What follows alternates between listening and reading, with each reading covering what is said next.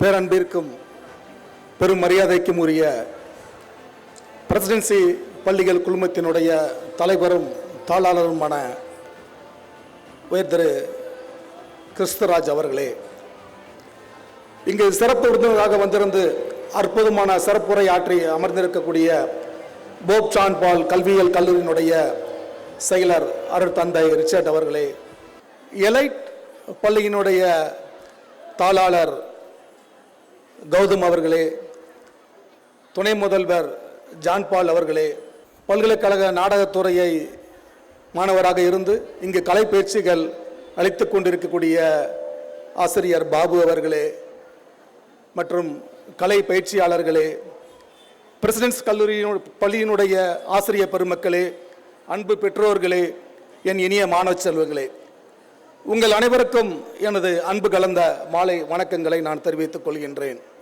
இந்த ஆண்டு விழா மேடையில் நிற்பது எனக்கு ஒரு பெருமை மட்டுமல்ல, ஒரு பொறுப்பும் ஆகும். ஆண்டு விழா என்பது வெறும் நிகழ்ச்சிகளின் தொகுப்பு அல்ல, இது ஒரு கலை திருவிழா. இது ஒரு பள்ளியின் ஆன்மா வெளிப்படும் தருணம்.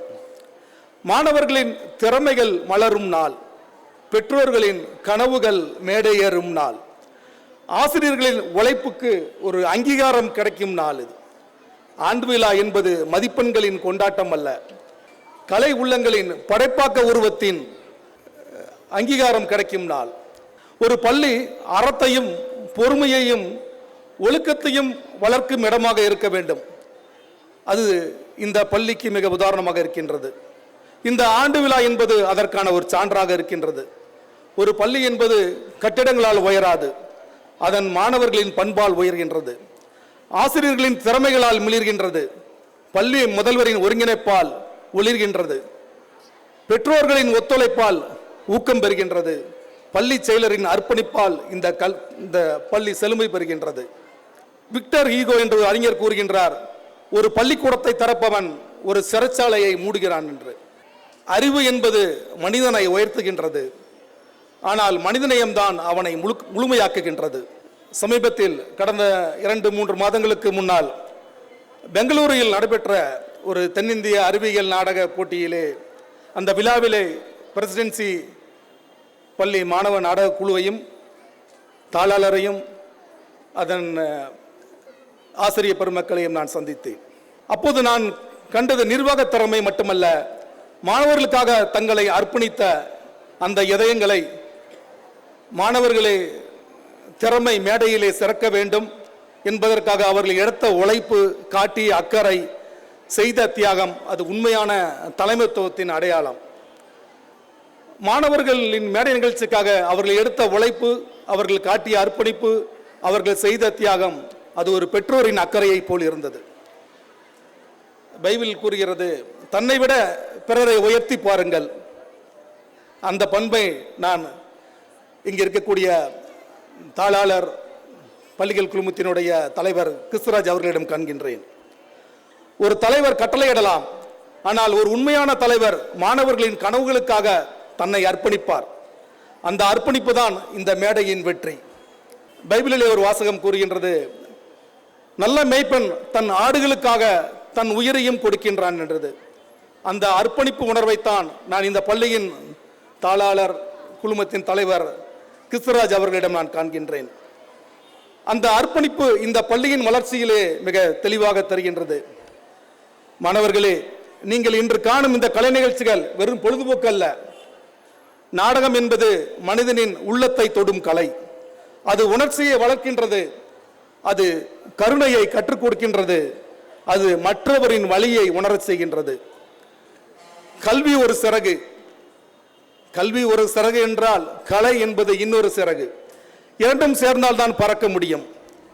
மதிப்பெண்கள் உங்களுக்கு வேலை தரலாம், ஆனால் கலை உங்களுக்கு மனிதநேயத்தை தரும், மனிதநேயத்தை வளர்க்கும். அது மகாத்மா காந்தி சொன்னார், நீ உலகத்தில் காண விரும்பும் மாற்றமாக நீயே மாறு. கலை அதையே செய்கிறது. கலை மாற்றத்தை கொடுக்கின்றது. நாடகம் சமூகத்தை மாற்றுகின்றது, மனிதர்களை சிந்திக்க வைக்கின்றது, கருணையை வளர்க்கின்றது. சங்க இலக்கியம் கூறுகின்றது, யாதும் ஊரே யாவரும் கேளீர் என்று. உலகம் முழுவதும் ஒரே குடும்பம் என்பதை இந்த வரி அறிவிக்கின்றது. அதையே நாடக கலை நமக்கு உணர்த்துகின்றது. இயேசுபிரான் கைது செய்யப்பட்டார், அவமதிக்கப்பட்டார், துன்புறுத்தப்பட்டார், சிலுவையிலே அறையப்பட்டார். ஆனால் அந்த வேதனையின் உச்சியிலே அவர் சொன்னது, பிதாவே இவர்களை மன்னியுங்கள், இவர்கள் என்ன செய்கிறார்கள் என்று அறியாமல் செய்கிறார்கள் என்றார். இதுவே மனிதநேயத்தின் உச்சம். மன்னிப்பு என்பது பலவீனம் அல்ல, அது உயர்ந்த வலிமை. திருக்குறள் கூறுகின்றது, இன்னா செய்தாரை ஒருத்தல் அவர் நான் நன்னயம் செய்து விடல் என்று. தீமை செய்தவருக்கும் நன்மை செய்வதே உயர்ந்த பண்பு.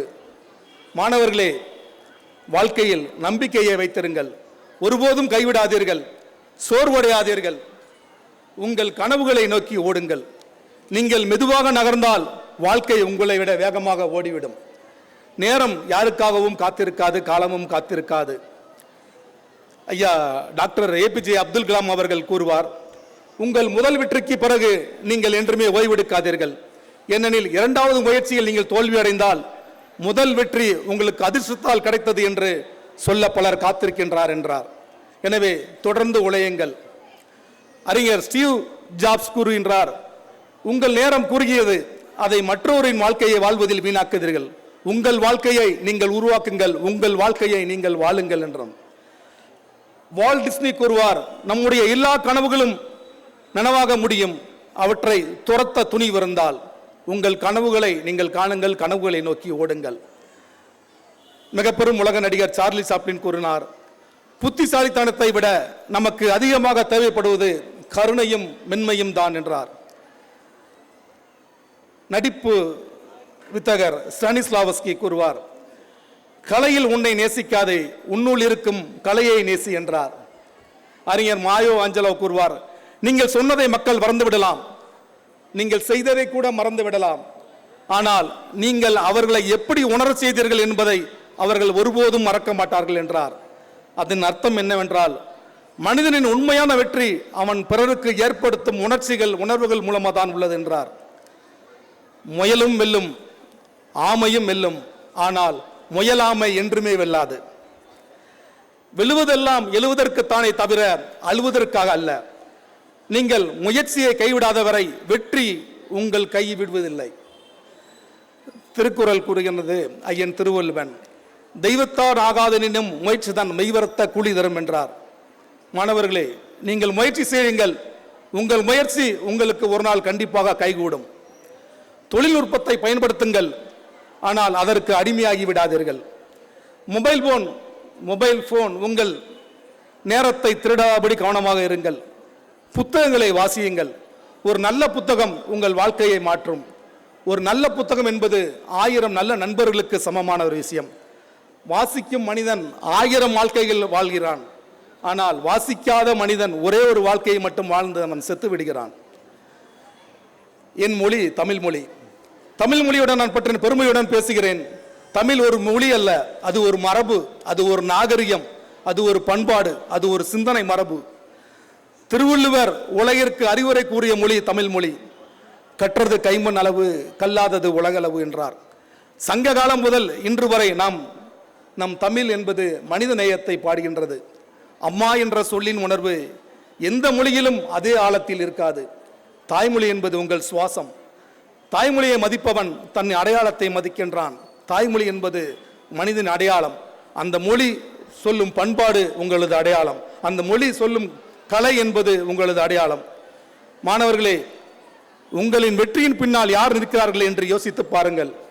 ஒரு பக்கம் ஆசிரியர்கள், ஒரு பக்கம் பள்ளியினுடைய நிர்வாகம், ஒட்டுமொத்தமாக உங்கள் பின்னால் இருப்பது உங்கள் பெற்றோர்கள் தான். ஸோ அவர்கள் தியாகத்தால் தான் நீங்கள் உங்களை அவர்கள் தியாகத்தால் தான் நீங்கள் வளர்கின்றீர்கள். அவர்கள் சோர்வாக இருந்தாலும் உங்களிடம் சிரிக்கிறார்கள். அவர்களின் கனவுகள் நீங்கள். உங்களின் கனவுகளுக்காக தங்களின் கனவுகளை தொலைத்தவர்கள், உங்களின் உயர்விற்காக தங்களை தாழ்த்தி கொண்டவர்கள். திருக்குறள் கூறுகிறது, ஐயன் திருவள்ளுவன், அன்பும் அறனும் உடைத்தாயின் இல்வாழ்க்கை பண்பும் பயணம் அது. பைபிள் கூறுகின்றது, உன் தந்தையையும் தாயையும் மதித்து நட. ஒரு மாணவன் தனது பெற்றோருக்கு மரியாதை கொடுக்கும் பொழுது அவன் வாழ்க்கை ஆசீர்வதிக்கப்படுகின்றது, அவன் வாழ்க்கை உயர்கின்றது. தாயின் காலடியில் சொர்க்கம் உள்ளது என்று உலகம் கூறுகின்றது. தந்தையின் உழைப்பில் உங்கள் எதிர்காலம் உள்ளது. பெற்றோரிடம் உரத்த குரலில் பேசாதீர்கள், உயர்ந்த குரலில் பேசாதீர்கள். அவர்களை மதியுங்கள், அவர்களின் ஆசீர்வாதம் உங்கள் வாழ்க்கையின் மிகப்பெரிய செல்வம். உன்னை தவிர நீ வெற்றியடைவதை வேறு யாராலும் தடுக்க முடியாது. எப்போதும் உன் அடையாளத்தை நீ யாருக்காகவும் விட்டுக் கொடுக்காதே. தகுதிக்கு மீறி ஆசைப்படுவது தவறில்லை, ஆனால் அதை அடைய உன் தகுதியை வளர்க்காமல் இருப்பதே தவறு. துணிவுடன் நடந்து செல்லுங்கள், அன்புடன் வாழுங்கள், உங்களை நம்புங்கள், பிறரிடம் கருணையுடன் இருங்கள். அன்பு ஒன்றுதான் இந்த உலகத்தில் விலை மதிக்க முடியாதது. எல்லாரிடமும் அன்பு செலுத்துங்கள். நாளையை உருவாக்கும் நல்லதொரு தலைவனாக நீங்கள் உருவாகுங்கள். மாணவர்களே, உங்கள் வாழ்க்கை ஒரு மேடை. நீங்கள் நடிக்க வேண்டிய கதாபாத்திரம் ஒரு நல்ல மனிதன். கலை உங்களுக்கு மனிதநேயம் தரட்டும், கல்வி உங்களுக்கு உயர்வு தரட்டும், தமிழ் உங்களுக்கு அடையாளம் தரட்டும், முயற்சி உங்களுக்கு வெற்றி தரட்டும். நீங்கள் எழுந்தால் இந்த நாடு எழும், நீங்கள் ஒளிர்ந்தால் இந்த உலகம் ஒளிரும். இன்றைய நிகழ்காலமும் நாளைய எதிர்காலமுமான உங்களையெல்லாம் நான் வாழ்த்தி, எனக்கு இந்த அரிய வாய்ப்பை அளித்த இந்த பள்ளியினுடைய குழுமத்தினுடைய தலைவரும் தாளாளருமான கிறிஸ்துராஜ் அவர்களுக்கும், இந்த பள்ளியினுடைய முதல்வர் அவர்களுக்கும், இந்த மாணவ செல்வங்கள் அனைவருக்கும் எனது நன்றியை தெரிவித்துக் கொண்டு விடைபெறுகின்றேன். வாழ்க தமிழ், வெல்க தமிழ்.